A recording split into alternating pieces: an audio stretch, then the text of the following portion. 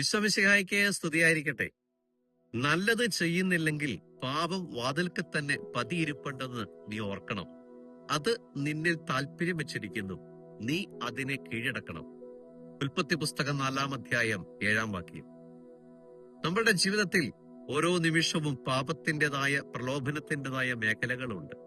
നമ്മളെ കീഴ്പ്പെടുത്താൻ അതെപ്പോഴും താല്പര്യപ്പെട്ടുകൊണ്ടായിരിക്കുന്നത്. അത് നമുക്കെല്ലാവർക്കും അറിവുള്ളൊരു കാര്യമാണ്. ബലഹീനതകള്, പ്രലോഭനങ്ങള്, അസ്വസ്ഥതകളൊക്കെ കടന്നു വരുമ്പോൾ പാപത്തിൽ വീഴുന്ന മേഖലകൾ എല്ലാം നമുക്കറിയാവുന്നതാണ്. അപ്പോൾ അതിനെതിരെ പ്രതിരോധിച്ചുകൊണ്ട്, ശക്തിപ്പെടുത്തിക്കൊണ്ട് നമ്മളെപ്പോഴും മനസ്സിനെയും ഹൃദയത്തെയും വിശുദ്ധീകരിച്ച് ആത്മാവിനെ പൗത്രീകരിച്ച് നമ്മൾ കാത്തിരിക്കണം. കാരണം അത് നമ്മളിൽ താല്പര്യം വെച്ചിരിക്കുകയാണ്. നമ്മളെ കീഴ്പ്പെടുത്തി നമ്മുടെ ആത്മാവിനെ നശിപ്പിക്കാനായിട്ട് സാത്താൻ തയ്യാറായി ഓരോ നിമിഷവും നമ്മുടെ കൂടെയുണ്ട്. നമുക്ക് തന്നെ അറിയാവുന്ന കാര്യമാണ്.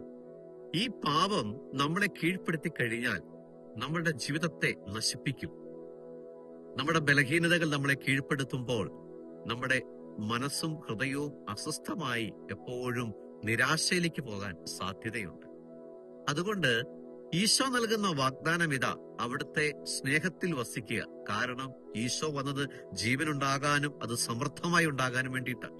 നമ്മുടെ ഹൃദയത്തിനൊരു ജീവൻ, ആത്മാവിനൊരു ജീവൻ ഉണ്ടാകാൻ അവൻ ഇതാ സ്വർഗം വിട്ട് ഭൂമിയിലേക്ക് ഇറങ്ങി വന്നിരിക്കുകയും കാൽവരി മലയിൽ അവൻ നമുക്ക് വേണ്ടി പടഞ്ഞു മരിച്ചത് നമ്മളെ സ്വന്തമാക്കാൻ വേണ്ടിയിട്ടാണ്. സ്നേഹം നൽകാനും ജീവൻ നൽകാനും വേണ്ടിയിട്ടാണ്. അതുകൊണ്ട് നമുക്ക് ആ സ്നേഹത്തിലും ജീവനിലും വസിക്കാൻ സാധിക്കട്ടെ.